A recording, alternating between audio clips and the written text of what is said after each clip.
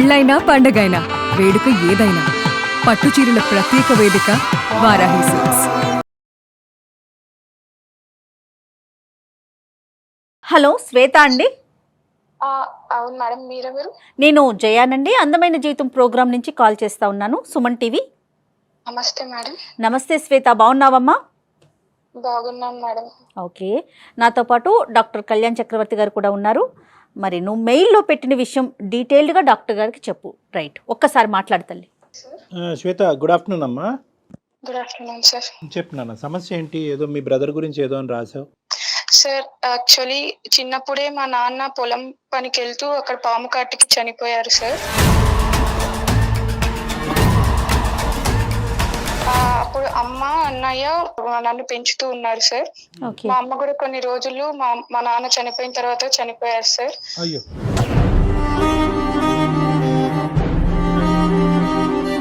మా తల్లిదండ్రులు ఇద్దరు చనిపోయిన తర్వాత మా అన్నయ్య ఎంతో కష్టపడి తన చదువుని కూడా త్యాగం చేసి నా కోసం ఎంతో కష్టపడుతూ నన్ను చదివిపించారు సార్.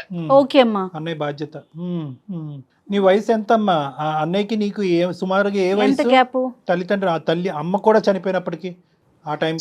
మా అన్నయ్యకి అప్పుడు 16 సంవత్సరాలు సార్. నీకు నాన్న? నాకు 8 సంవత్సరాలు సార్. బా, గ్రేట్ అమ్మా అన్నయ్య. మా అన్న చదువును కూడా త్యాగం చేసి ఎంతో చిన్నప్పటి నుంచి కష్టపడి పెంచారు. మరి ఫైనాన్షియల్ గా ఎట్లా తల్లి? పొలం ఏదన్నా ఉందా శ్వేత?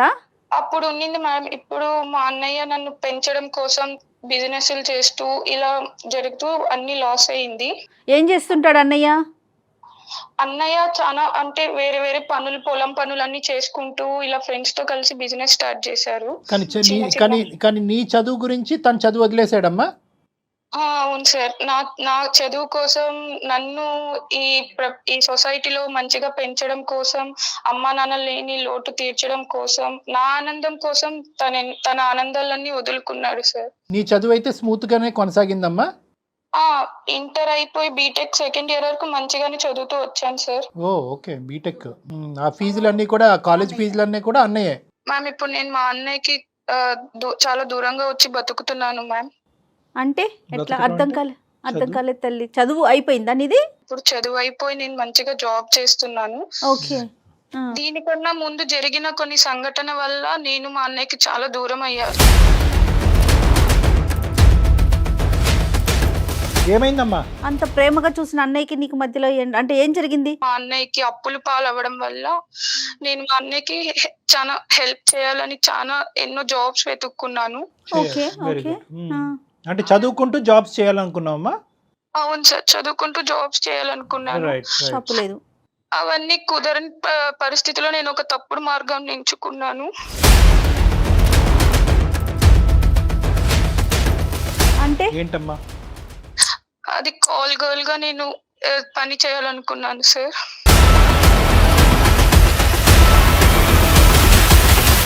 అదేంటమ్మా? కాల్ గర్ల్ గానా? ఎలా వచ్చింది నీకు ఐడియా? అంటే కొన్ని దాంట్లో ఇలాంటి పనులు చేస్తే త్వరగా అమౌంట్ సంపాదించవచ్చు, మా అన్నయ్యకి నేను అప్పులు అన్ని తీర్చేయచ్చు అనే ఒక దీంతో చేయాల్సి వచ్చింది. అలా చేస్తూ ఒకసారి మా అన్నయ్య వాళ్ళ ఫ్రెండ్స్ ఇలా బుక్ చేసుకోవడం ద్వారా మా అన్నయ్యకి తెలిసింది సార్.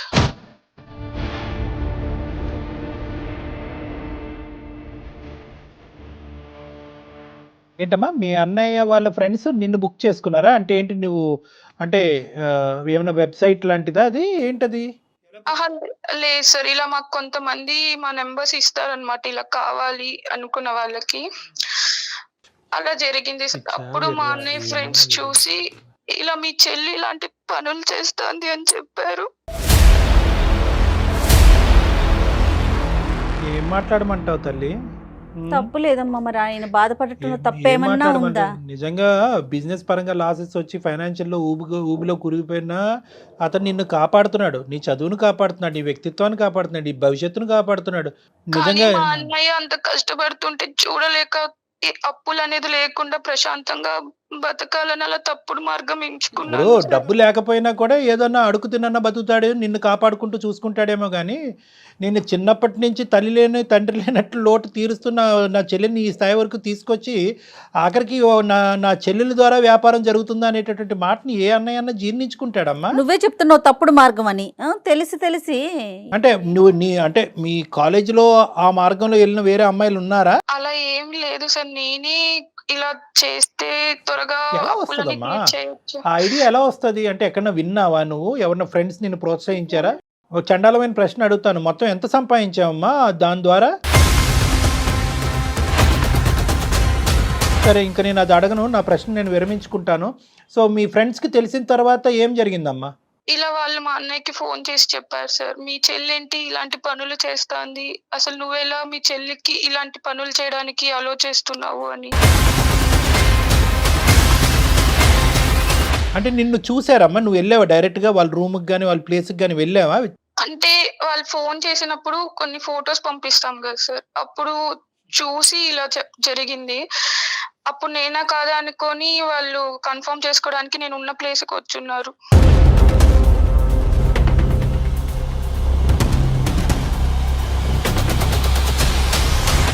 తల్లి ఏం మాట్లాడాలో అర్థం కావట్లేదు బంగారు తల్లి. ఏమమ్మా ఇదంతానే ఇంత చండాలమా? సరే ఇప్పుడు అన్నయ్యకి చెప్పిన తర్వాత అన్నయ్య రియాక్షన్ ఏంటమ్మా?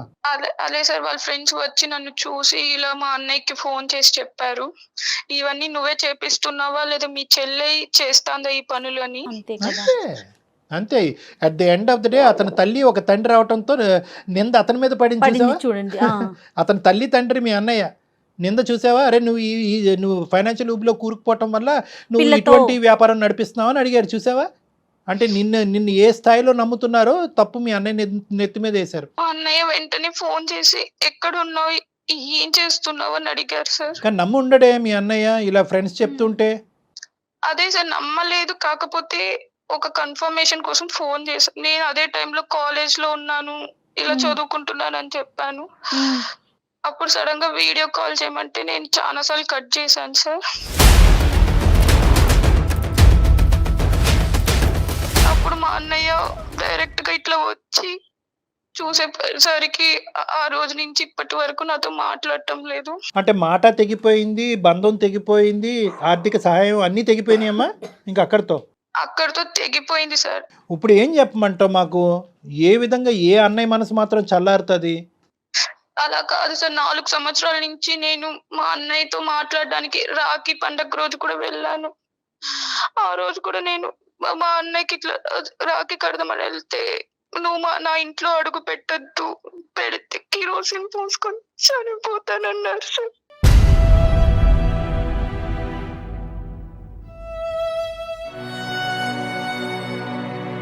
పెళ్ళయిందమ్మా అన్నయ్యకి? ఇంకా అవ్వలేదు సార్, తెలియని వయసులో చేశాను సార్. No, no. కానీ ఇప్పుడు మా అది అన్నయ్య తెలియదమ్మా, అది తెలియని వయసు కాదమ్మా. నువ్వు అదే బీటెక్ చేయాలని తెలిసింది కదా నీకు. తెలియని వయసులో నువ్వు చేసినా ఏ పని చేయకూడదో ఆ పని చేసావు కదా తల్లి. దాన్ని అలా సమర్థించుకోకు. ఓకే, నువ్వు చేసింది తప్పు, దాన్ని ఒప్పుకో అంతే తప్ప నేను తెలియని వయసులో అంతే కదా. వయసు మీద ఏకమ్మ నింద. ఎందుకంటే నువ్వు బీటెక్ చదువుకుంటున్నావు, పెద్ద పెద్ద టెక్స్ట్ బుక్లు చదువుతున్నావు, ఎన్నో పరీక్షలు రాస్తున్నావు. పోనీ ఏదో అది సాంప్రదాయంగా ఆ కాలేజ్ మొత్తం అంతా ఇదే పనిలో ఉన్నారంటే మేము అనుకోవచ్చు. కాదంట, నువ్వు ఒక్కదానివే నీకేదో సడన్గా ఒక ఐడియా వచ్చిందంట, ఈజీ మనీ కాస్ట్లీ మనీ అని అనుకున్నావు, దిగావు. పోనీ ఒక్కసారి దిగిన తర్వాత తప్పు తెలుసుకుని చంపలేసుకుని ఈ చండాలం డబ్బులు నాకు వద్దు అని అనుకుంటే సరిపోయి ఉండేది. మీ అన్నయ్య ఫ్రెండ్స్కి దొరక్కపోతే ఇప్పటికీ కూడా నువ్వు ఇదే వ్యాపారంలో ఉండేదానివేమోగా. తప్పుగా అనుకోద్దమ్మా నా మాటని. అలా కాదు సార్, మనీ వస్తే నేను మా అన్నయ్యకి హెల్ప్ గా నీ ఉంటాను. మనీ చల్లంగా ఉండే మనీ కోసం ఏం చేస్తారే తల్లి, ఎలాంటి పనులు చేస్తారు? అమ్మ నువ్వు డబ్బులు తీసుకెళ్ళి మీ అన్నయ్యని బిజినెస్ అనేటటువంటి ఒత్తిడిలోంచి బయట వేస్తావు, కానీ ఎక్కడి నుంచే డబ్బులు వచ్చినాయి అని చెప్పే ధైర్యం ఉందా నీకు? చెప్పగలుగుండేదానివా అప్పుడు అన్నయ్య ఈ పద్ధతుల ద్వారా నాకు ఈ డబ్బులు సంపాదించిందని? లేదు సార్, అంత ధైర్యం లేదు సార్. సరే ఇప్పుడు మాకు చేయటానికి ఏంటమ్మా? అన్ని ప్రయత్నాలు జరిగినాయి, మీ అన్నయ్య చల్లబడట్లేదు, నాకు మళ్ళీ మా అన్నయ్యతో బాండింగ్ కావాలి అని నువ్వు మమ్మల్ని కోరుకుంటున్నావు. దానికి మేము మీ అన్నయ్యని సంప్రదించాలా? అవును సార్, ఒక్కసారి మా అన్నయ్యకి మీరు కాల్ చేసి మాట్లాడండి సార్ ప్లీజ్. అతను మాట్లాడకపోవచ్చు. ఏం కళ్యాణి గారు, ఆవిడ ఫోన్ ఎత్తదా? నువ్వు చేస్తావా తల్లి? ఫోన్ చేస్తావా? నా నెంబర్ తెలిస్తే అసలు మాట కట్ చేసేస్తారు మేడం. ఒక్కసారి నేను మీకు నెంబర్ పెట్టాను కదా మ్యామ్, దాంట్లో నుంచి మీరే ట్రై చేయండి ప్లీజ్ మ్యామ్. సరేనమ్మా.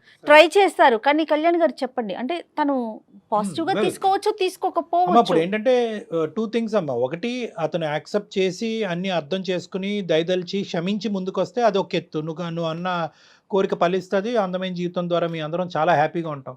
ఒకప్పుడు ఫలించకపోతే కనుక ఇప్పుడున్న పరిస్థితే కంటిన్యూ అవుతుంది. దానికి మించిన నష్టం అంటూ ఏమీ జరగదు. అంటే అతని పని అతను చూసుకుంటాడు, నీ పని నువ్వు చేసుకోవాలి. అర్థమైందమ్మా? అలా కాదు సార్, మీరే ఎలా అయినా మాట్లాడించారు. మా అన్నయ్య లేకపోతే నేను బ్రతుకున్న శవం లాగా ఓ sir. No no no no, అది కాదులే అమ్మా. బేసికలీ ఏంటంటే ఒక్కొక్క వ్యక్తికి ఒక్కొక్క కష్టం ఉంటుందమ్మా, ఒక్కొక్క ఆలోచన శైలి ఉంటుంది. దాన్ని బలవంతంగా మనం ఉంచేసి అనేటటువంటి చేయకూడదు. నేను ఇంకా నుంచి నా లైఫ్ లో ఎటువంటి మంచి శుభకార్యాలు జరగాలన్నా మా అన్న చేతుల మీద జరగాలి రైట్ సార్. రైట్ అదే అర్థమైంది అమ్మ. ఒక ఆడపిల్లకి అది మినిమం కోరిక. తల్లిదండ్రులు లేనప్పుడు అన్నయ్య ముందుకు రావాలి. ఆ అన్నయ్య మనసు కాస్త ఈ విధంగా గాయపడింది. చూద్దాం అమ్మ, మనం ఏ విధంగా దాన్ని రెక్టిఫై చేయగలమో చూద్దాము. ఒక ప్రయత్నం అయితే చేద్దాం.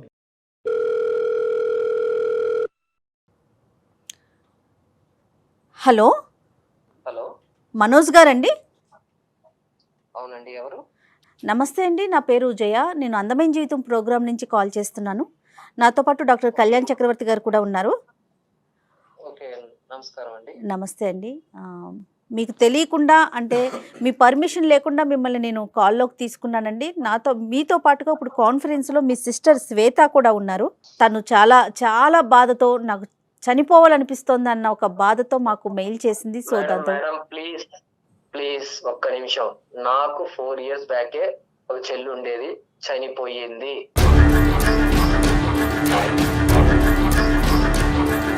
మనోజ్ గారు, మీ బాధను మేము అర్థం చేసుకుంటామండి, ఖచ్చితంగా అర్థమవుతుంది. మనోజ్, సార్ నమస్కారం సార్. నమస్తే మనోజ్. ఇక్కడ 2 థింగ్స్ నాన్న. ఎవరిని బ్రెయిన్ వాష్ చేయలేరు, ఎవరు కన్విన్స్ చేసేసి ప్రేమని క్రియేట్ చేయలేమమ్మా. నీ భావాన్ని మాడిఫై చేయటమో లేదంటే కొత్తగా ఒక ప్రేమని సృష్టించడం అనేది జరగట్లేదు. ఆల్రెడీ ఉండేటటువంటి ఒక ప్రేమని మళ్ళీ పులకరింపు చేసేటటువంటి విధంగా మనం ఏమన్నా చేయగలమా అనేది ఒక చిన్నపాటి ఆశ. అది కూడా ఇందాకే నేను అమ్మాయితో చెప్పా, ఎవరు మన శ్వేతతో చెప్పాను.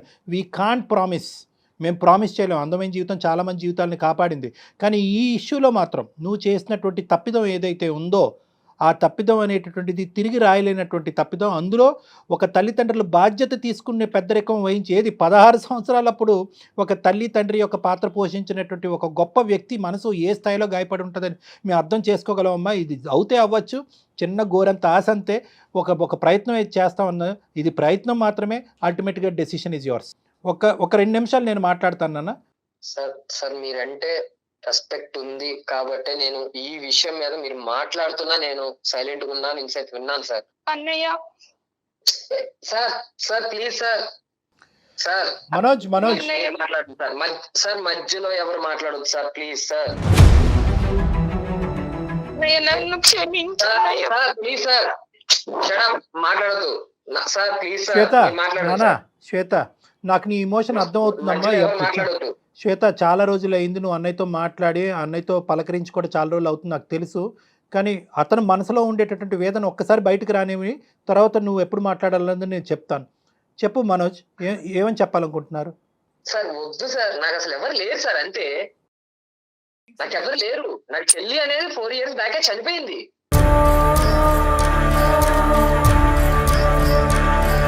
నాకు ఎవరు లేరు, నేను ఒంటరి వాడిని.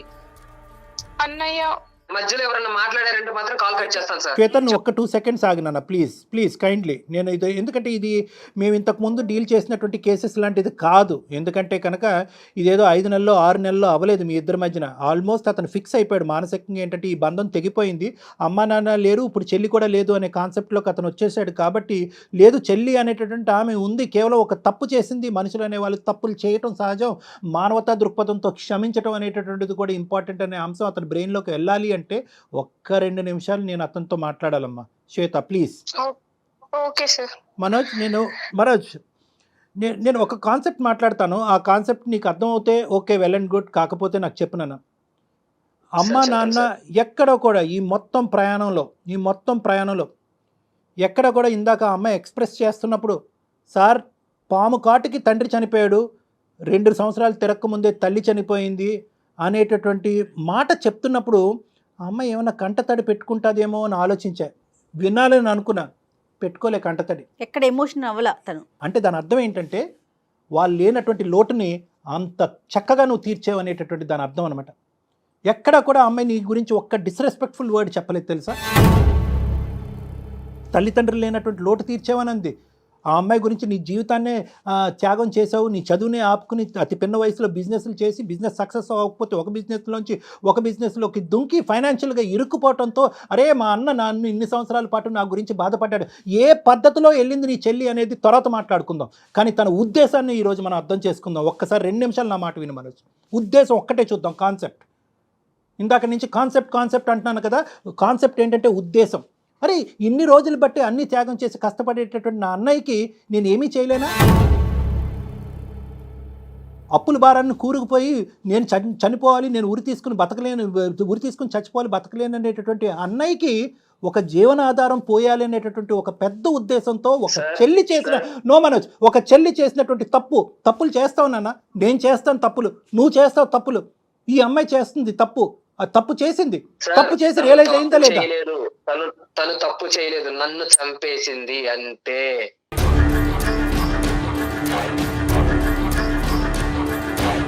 నాకు తెలుసు సార్, నా జీవితాన్ని వదిలేసుకున్నా నేను తన కోసం. తను తప్పు చేసింది కాబట్టి తన మనసులో చచ్చిపోయింది అనే మాట అంటున్నావు. దయచేసి మీ భవిష్యత్తు కోరుతూ మీ ఆలోచనని మీ జీవితాన్ని కాపాడేటటువంటి 2 పెద్దవాళ్ళు ఉన్నారు. దయచేసి ఆ పదం పదే చచ్చిపోయింది అని అనకనన్న, ఎందుకంటే ఆ అమ్మాయి నిజంగా చచ్చిపోవాలనుకుంటుంది.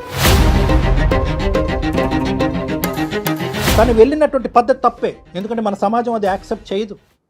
వేరే సమాజాలు వేరే దేశాల్లో అది కామన్ అనుకుంటారు, అది వృత్తిరీత్యా చూస్తారు. దాన్ని ఒక మనోజ్ నేను ఒక 2 నిమిషాలు మాట్లాడతాను. వాళ్ళు ఒక వృత్తిగా దీన్ని ఒక సాంప్రదాయబద్ధంగా మనం దీన్ని అంగీకరించాం, దాన్ని ఒక వృత్తిగా తీసుకునేటటువంటి దేశాలు కూడా ఉన్నాయి. సరే ఆ దేశాల గురించి మనం ఎందుకండి, ఇక్కడ పుట్టి పెరిగిన వాళ్ళు మన కల్చర్ గురించి మనం మాట్లాడుకోవాలి అంటే కనుక ఈరోజు ఆ అమ్మాయి అన్ని విధాలుగా ఒక ఇరుకున పడింది. కాలేజ్ ఫీజులు కట్టాలి, అన్నయ్య ఏమొచ్చి అవస్థలు పడుతున్నాడు ఆ అకాడమిక్స్ కంటిన్యూ చేయడం గురించి. బాధను చెప్పుకోవటానికి తల్లిదండ్రులు లేరు, తల్లిదండ్రులు చనిపోయారు, అన్నయ్య బాధ చూడలేకపోయింది. ఈ పద్ధతిలో నేను వెళ్తున్నానని అంటే కనుక ఏ అన్నయ్య ఒప్పుకోవడానికి తనకు తెలుసు. కానీ అప్పులు తీరుతాయి కనుక అన్నయ్యని సేవ్ చేస్తాను అనేటటువంటి ఒకే ఒక ఆలోచన, ఒకే ఒక ప్రేమ, ఒకే ఒక దృక్పథంతో నేను ఖండిస్తున్నాను అన్న. ఈ సమాజంలో పుట్టి పెరిగేటటువంటి ప్రతి మగాడు అన్నయ్య అనుకునేవాడు, ఒక తండ్రి అనుకునేవాడు, ఎవడైనా కూడా వాళ్ళ కూతురు కానీ ఒక చెల్లి కానీ ఈ తప్పు చేస్తే కనుక ప్రతి వాళ్ళు ఖండిస్తారు, ఎవరు ఖండించరు. నువ్వు చేసినటువంటిది కొత్తదనం ఏంటి, వేరే వాళ్ళు చేయనటువంటిది ఏంటి? కరెక్టే, నీ మనసు గాయపడింది, అమ్మాయి వెళ్ళిన పద్ధతి తప్పే, రియలైజ్ అయ్యిందా లేదా? ఇప్పుడు ఆ అమ్మాయి పద్ధతిగా బతుకుతుంది, అప్పుడు చేసినటువంటి పాపానికి ఈరోజు ఇప్పటికీ చంపలేసుకుంటుంది. కానీ ఇప్పటికీ కూడా ఒకే ఆశ, ఒకే ఆలోచన, ఒకే కోరికతో బతుకుతుంది. ఏ రోజైనా కూడా మా అన్నయ్య నా దగ్గరికి వచ్చి నన్ను కాపాడుతాడన్న ఉద్దేశంతో తప్ప. సార్ చెప్పారు కదా, ఒక్కసారి నా బాధ వినండి సార్. చిన్నప్పటి నుంచి పొరపాటు కూడా అమ్మా నాన్న లేరు అనేది కొంచెం కూడా కలిగించకుండా పెంచాలి అనే ఉద్దేశంతో నా జీవితాన్ని కూడా వదిలేసుకున్నాను నేను. అది తల్లిదండ్రులు లేకుండా ఒక ఆడపిల్లని పెంచడం ఎంత కష్టమో మాకు తెలుసమ్మా మనోజ్, మాకు తెలుసు, మేము అర్థం చేసుకుంటున్నాం దాన్ని. ఆ అమ్మాయి కూడా అర్థం చేసుకుంది. ఇప్పుడు మేడం వినండి, శ్వేత కూడా అర్థం చేసుకుంది మనోజ్. అక్కడ ఇంకోటి ఎంత ఇక్కడ చూసుకున్నానో బయట సమాజంలో కూడా పేరెంట్స్ లేకపోయినా అరే ఏం బతుకుతున్నారా వీళ్ళు అని అనిపించుకోవాలని. సూపర్. తను చదువుకుంటే మంచిగా సెటిల్ అయితే అంటే ఇక్కడ తను సెటిల్ అయిందంటే నేను హ్యాపీగా ఉన్నట్టే. ఇంకా అలాంటిది సొంత నా ఫ్రెండ్సే ఏరా దగ్గరుండి నువ్వు బిజినెస్ చేపిస్తున్నావా నీ చెల్లి చేత అని అడిగారు.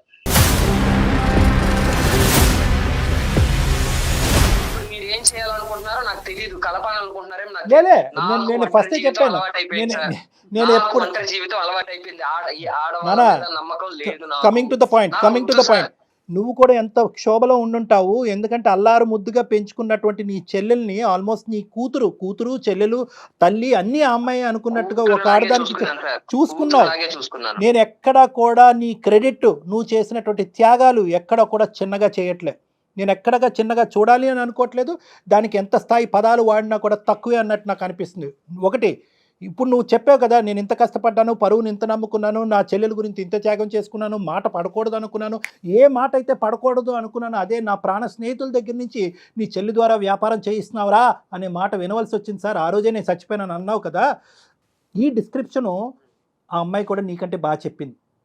అంటే ఏంటంటే ఎక్కడా కూడా ఆ అమ్మాయి కానీ, ఈ సమాజం కానీ, మీ బంధువులు కానీ ఎవరు కూడా నువ్వు చేసినటువంటి త్యాగాన్ని తక్కువ చేసి చూడట్లేదు.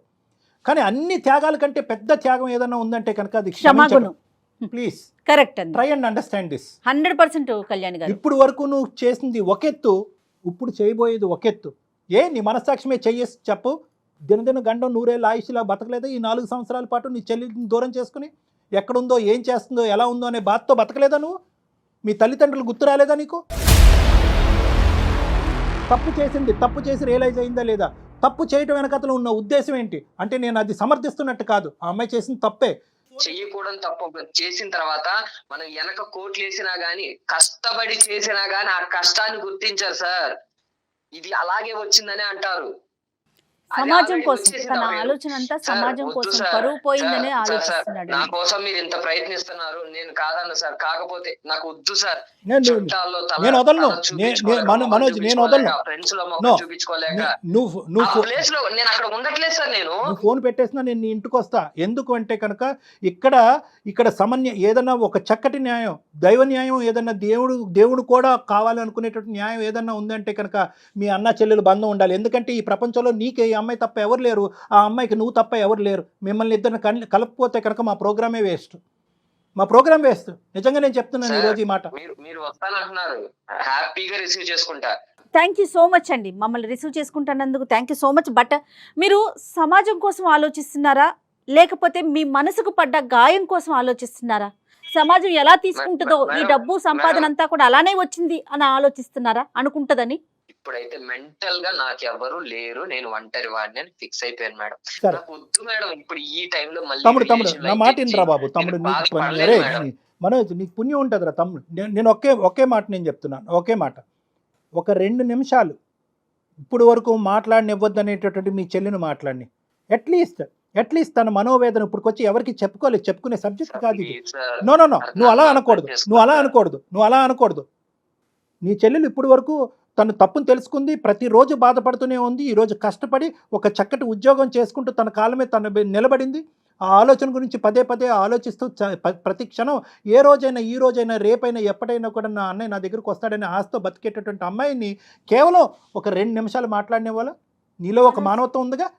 ప్లీజ్ అమ్మాయిని ఒకసారి మాట్లాడి. నీకన్నా పెద్దదానిగా నేను ఒక అక్కగా చెప్తున్నాను, విను మనోజ్.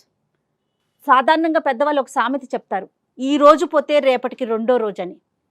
వినే ఉంటావు నువ్వు కూడా, ఆ బాధను కూడా ఫేస్ చేసావు. రేపటి గురించి కాదు, దయచేసి దీన్ని మనసులో పెట్టుకో. నేను ఎందుకు చెప్తున్నానో ఒక్కసారి విను. తను చేసింది చాలా పెద్ద తప్పు, ఎవరూ యాక్సెప్ట్ చేయం. కానీ ఒక్కసారి నువ్వు తన బాధ ఏంటో ఒక్కసారి విను ప్లీజ్. ఇది మా పర్సనల్ రిక్వెస్ట్ అనుకో, నేను డాక్టర్ కళ్యాణ్ గారు. అంటే basically what ever the change has to be a permanent change అన్న. ఈ రోజు మేమేదో బలంతో పెడుతున్నటువంటి ఉద్దేశం కాదు. నేను చాలా ఇమోషనల్గా మాట్లాడతాను, గట్టిగా మాట్లాడతాను, మనసులో భావాన్ని స్ట్రైట్ ఫార్వర్డ్గా వ్యక్తపరుస్తాను. ఇక్కడ ఎందుకంటే నాకు క్లారిటీ ఉంది నాన్న. ఓకే నువ్వేరో మీరు నా స్థానంలో నిలబడి ఆలోచించండి సార్ అంటే కరెక్టే. ఎవరి స్థానాన్ని ఎవరు చెప్పలేరు. నీ ఆలోచన నీది, నీ వ్యక్తిత్వం నీది. కానీ at the end of the day మనందరినీ కలిపేటటువంటి ఒక మానవతా దృక్పథం అనే ఒక యాంగిల్ ఉంటుంది, ఒక బ్లడ్ రిలేషన్, అదంతా కూడా మనందరినీ కలుపుతుంది అనమాట. ఎక్కడో ఒక చిన్న జాలి, ఒక దయ. నేను చెప్పాలా మీ చెల్లి గురించి? మీ చెల్లిని నువ్వు చిన్నప్పటి నుంచి ప్రేమించినటువంటిది మీ చెల్లి యొక్క వ్యక్తిత్వం గురించి నేను చెప్పాలా? అమ్మాయి ఏమన్నా అబ్బాయిల గురించి పరితపించేటటువంటి మనస్తత్వమా? అబ్బాయిల వెనకట్లు పడి 10 రిలేషన్షిప్ పెట్టుకునే చెల్లి గురించా నువ్వు మాట్లాడుతున్నావు? కేవలం ఏంటంటే ఒక 10 రూపాయల గురించి ఆశపడి ఆ 10 రూపాయలు తన తిని తందనాలు ఆడటం గురించి కాదు, ఆ 10 రూపాయల గురించి నిన్ను ఊబిలోంచి బయటకు వేయటం గురించి ఒక పరితపించేటటువంటి ఒక మానవతా మూర్తి. అంటే ఆ మానవతా కోణం నుంచి ఒక్కసారి ఆలోచించరాను. ఇంకొకటి నేను చెప్తున్నా, నువ్వు ఇప్పటి వరకు ఇదే కోణం మీద ఎందుకు నిలబడ్డావు, ఇదే ప్లాట్ఫామ్ మీద ఎందుకు నిలబడ్డావు అంటే కనుక ఇప్పటి వరకు ఆ అమ్మాయి వాయిస్, ఆ అమ్మాయి ఇమోషను, ఆ అమ్మాయి టోను వినటానికి నువ్వు రెడీగా లేవు. అమ్మా శ్వేత, ఒక్కసారి మీ బ్రదర్తో మాట్లాడినన్నా. హలో అన్నయ్య. చెప్పు అన్నయ్య ప్లీజ్ అన్నయ్య, కాల్ కట్ చేయొద్దు అన్నయ్య.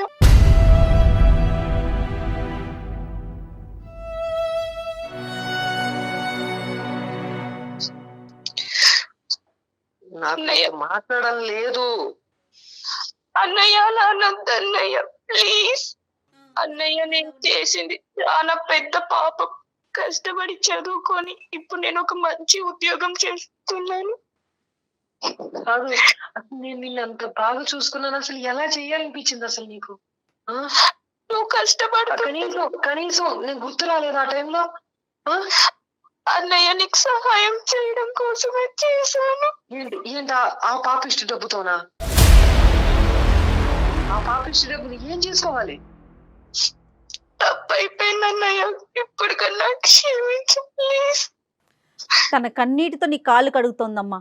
మనోజ్ ప్లీజ్ ఒక్కసారి ఆలోచించు. నువ్వు అసలు డాక్టర్ గారు అన్నట్లుగా మేమెవరో మీ ఇద్దరి మధ్యలో, అన్నా చెల్లెల మధ్యలో, చెల్లి గురించి చెప్తానుకో లేకపోతే అన్న గురించి చెప్తాకో, మేమెవరు అమ్మా? దెబ్బ తగిలితేనే తట్టుకోలేను అలా ఊహించుకొని నీ బాధ తప్పే లేదు. అసలు అన్నయ్య ప్లీజ్ అన్నయ్య, ఒక్కసారి క్షమించన్నయ్య ప్లీజ్ అన్నయ్య. నాకేం అర్థం కావట్లేదు. మనోజ్ అందుగురించే మనోజ్ ఇన్ని రోజులు బట్టి ఆ అమ్మాయి బాధ ఆ అమ్మాయి మనసులో ఉంది, నీ బాధ నీ మనసులో ఉంది. మీరిద్దరు ఎదురుబెదురు కూర్చుని కొంతవరకు మనసు విప్పి మాట్లాడుకుని ఉంటే కనుక ఇంకో విధంగా ఉంటుంది. సరే, నువ్వు చాలా ఎథికల్ అండ్ సెంటిమెంటల్ పర్సన్, నీకు వాల్యూ సిస్టమ్స్ ఎక్కువ ఉన్నాయి కాబట్టి నువ్వు ఆ అమ్మాయిని ఎప్పుడైతే తప్పు అనే పదం విన్నావో, ప్రత్యేకంగా నీ ప్రాణ స్నేహితుల దగ్గర విన్నావు, అక్కడి నుంచి అక్కడ కట్ చేసేసావు. డైవర్ట్ చేసావు. నేను ఇప్పుడు ఏమని చెప్తున్నానంటే, నువ్వు ఒకే పదం అన్నావు ఇందాక, నాకు అర్థం కావట్లేదు సార్ అని చెప్పి. మీకు అర్థం కాలేనప్పుడే మాలాంటి వాళ్ళు. సో నేనేమంటున్నానంటే ఇద్దరు సార్ ఒక్క నిమిషం సార్. అన్నయ్య కావాలంటే నన్ను చంపే అన్నయ్య. అయ్యో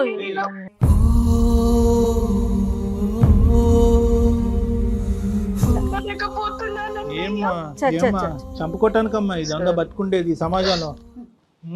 ఏమ్మా మాట్లాడు సార్, తను ఏడిస్తే నాకు ఏదోలా ఉంది. అదే ప్రేమ అంటే మా మనోజ్, ఇదే ప్రేమ. దూరం నా వల్ల కావటం లేదు. లేదు నాన్న, నేను ఒకే మాట చెప్తున్నాను మనోజ్, నీ మనసులో ఇప్పటికీ కూడా ప్రేమ దాగుంది. ఈరోజు ఈ అమ్మాయి తన బాధతో మాకు ఫోన్ చేసింది, నువ్వు నీ బాధతో ఎవరికి చెప్పుకోలేకపోయావు. ఇప్పటికైనా కూడా మీ ఇద్దరిలో ఒక ఆలోచన వచ్చింది అని నాకు అనిపిస్తుంది. ఒకరినొకరు క్షమించుకుంటూ ముందుకెళ్ళాలి. ఎందుకంటే ఆ అమ్మాయి ఏమంటుందంటే, గత ఏదైతే పోయిందో అది పోయింది సార్. నేను చేసినటువంటి పాపానికి, నేను చేసినటువంటి పాడు పనికి నేను శిక్ష అనుభవించాను. ఇక ముందైనా కూడా నేను బ్రతుకుండాలంటే నా జీవితంలో ఒక ఆడపిల్లగా కొన్ని కార్యక్రమాలు ఉన్నాయి. ఆ కార్యక్రమాలు పెద్ద దిక్కు మా అన్నయ్య ముందుకొచ్చి చేయాలని చెప్పి ఒక చిన్న కోరిక. కార్యక్రమాల కన్నా కూడా కళ్యాణ్ గారు ముందు తల్లి తండ్రి తానే కదా. At the end of the day concept ఏంటి? ఇద్దరి మధ్యన ప్రేమ ఉంది, ఒకరికొకరు త్యాగం చేసుకున్నారు అనేటటువంటి ఆలోచన. ఎటొచ్చి తను వెళ్ళిన పద్ధతి తప్పు, నువ్వు వెళ్ళినటువంటి పద్ధతి కరెక్ట్. తన తప్పు తెలుసుకుంది కాబట్టి ఈ బాధను ఇక్కడితో ఆపేద్దాం, మనం ఈ గొడవను ఇక్కడితో ఆపేద్దాం. మీ ఇద్దరు మీ బంధం మళ్ళీ ఇది అవ్వాలి, మళ్ళీ బాండ్ అవ్వాలి, మళ్ళీ హ్యాపీగా ఉండాలి. నీ చేతుల మీదుగా మీ చెల్లి యొక్క పెళ్లి జరగాలి. తన భవిష్యత్తు అంతా కూడా నీ చేతుల మీద నిలబడాలి. నీకు ఒక జీవితం ఏర్పడాలి, తనకు ఒక జీవితం ఏర్పడాలమ్మా.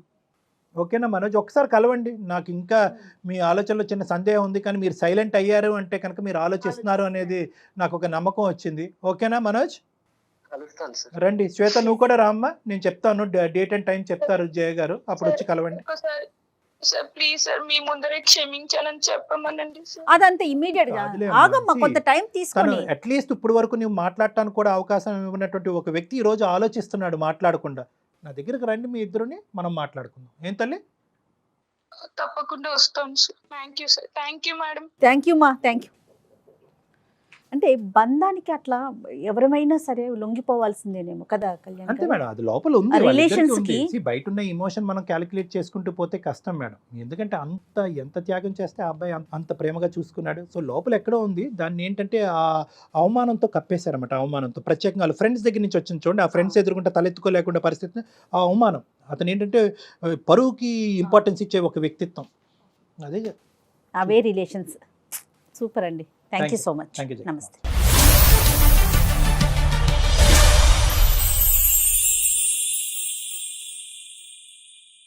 సుమన్ టీవీలో మీ పర్సనల్ అండ్ బిజినెస్ ప్రమోషన్స్ కోసం కింది నెంబర్కి కాంటాక్ట్ చేయండి.